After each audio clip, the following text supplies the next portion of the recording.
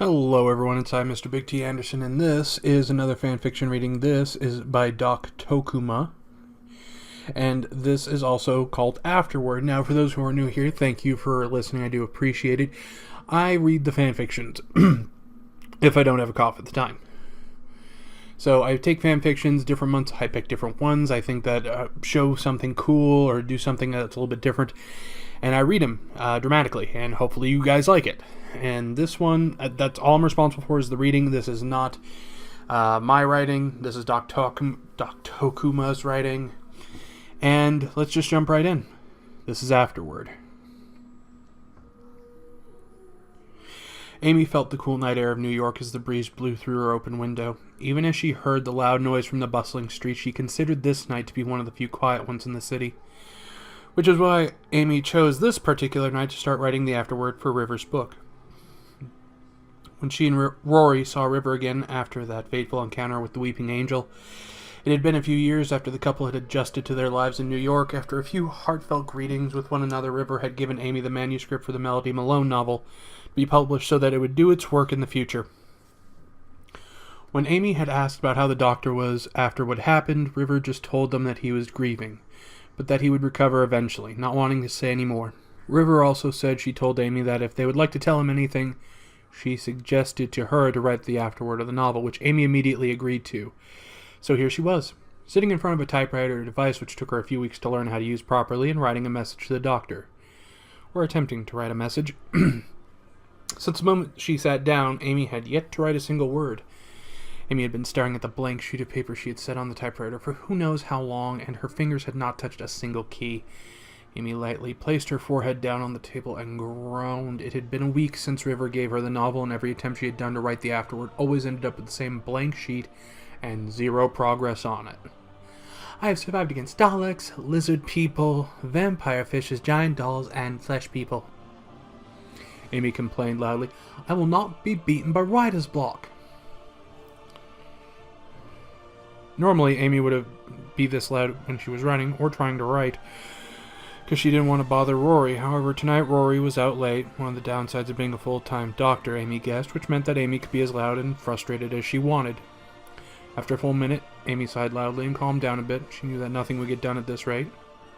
Alright, just calm down, Amy said to herself. You can do this, you just need a change of scenery.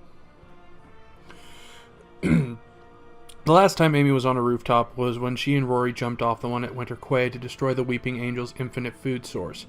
Now she was on top of a different, much safer rooftop, trying to come up with ideas on starting her message to the doctor.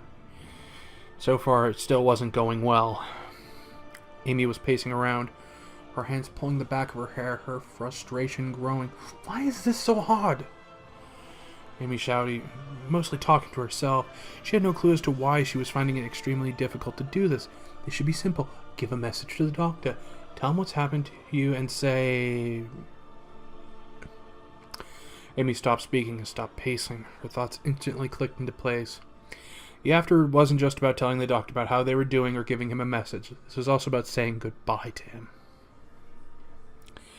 Amy knew that she did say goodbye to the doctor before the angel brought her here, but that goodbye was rushed. No time to say everything that needed to be said. Writing this afterword was a chance for her to say a proper goodbye to her friend, and that was why she was struggling to write it. What are the last words you say to one of your best friends you ever knew? Amy crouched down, wrapping her arms around her legs, and looked up into the sky. Stars shining brightly tonight. Normally, with the many lights open in New York, it would be too bright to see a single star. For whatever reason, though, tonight was different, and the stars were clear as day. Amy gazed up at the starry sky, knowing that the doctor was out there somewhere, somewhen, in the universe. I know you're out there somewhere, Amy whispered as she continued to look at the stars, as if trying to catch a glimpse of a blue box floating around. Wherever you are, please be okay. She recalled the doctor's and River's words about how the doctor didn't like endings. Their ending with him ended in the most painful and heartbreaking way imaginable. This made Amy worry about what he would do now, given his current state. She feared that after what happened to her and Rory, the doctor may retreat into the TARDIS and possibly never come out. Amy didn't want that for him. The doctor was someone who traveled around the universe, helping anyone he meets. The universe would be a much darker place without the doctor in it. As Amy continued to look up to the sky, she felt a tear run down her cheek. She quickly wiped it from her face. Even after a few years of living here, it still hurt to think about how they would never see each other again, a feeling the doctor is probably having right now as well. Some days, even if Rory was with her, Amy felt that her sorrow would stop her from living her life. However, when she looked up at the stars and was reminded of all the adventures she had with the doctor, even if it was painful, it also brought a smile to her face. These adventures she had was what made her the person she was, and she would never give any of those moments up. This is what drove Amy on to continue her living her life here with Rory, because she knew it was what the doctor would want. He wouldn't want her to lose hope. Hope. And then the wave of inspiration hit Amy like, well, a wave. Amy took a deep breath and got back on her feet, wiping away any more tears that were forming in her eyes. She looked up at the bright shining stars one last time, a small smile growing on her face. Thank you. Amy said out loud, seeing that coming out tonight brought her inspiration. She probably needed to head back to her typewriter. She had an afterword to write. Amy sat back down at her desk and faced the typewriter. She took another deep breath and began writing the heading. Afterword.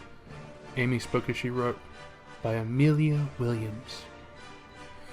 She had been using the new last name ever since she and Rory were typed to this time period. She felt that since this was a new start, it was time to use a new name.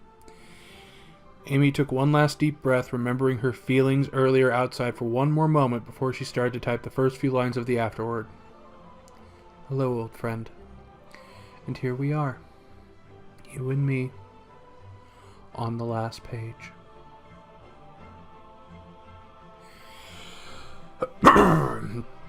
Oh, I'm so sorry about that. I was holding it for a while, and for some reason, whenever I start recording, it's like, oh, we're gonna have phlegm come out, just kind of make a nest in my throat.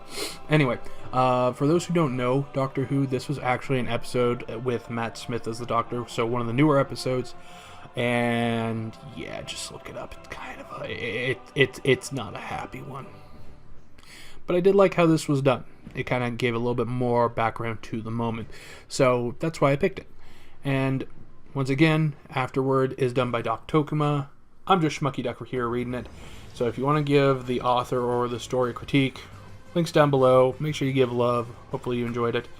If you like how I did it, or you just want to say I suck, you can do it here. That's fine. And you know what? I hope you have a good one. Ta-ta for now.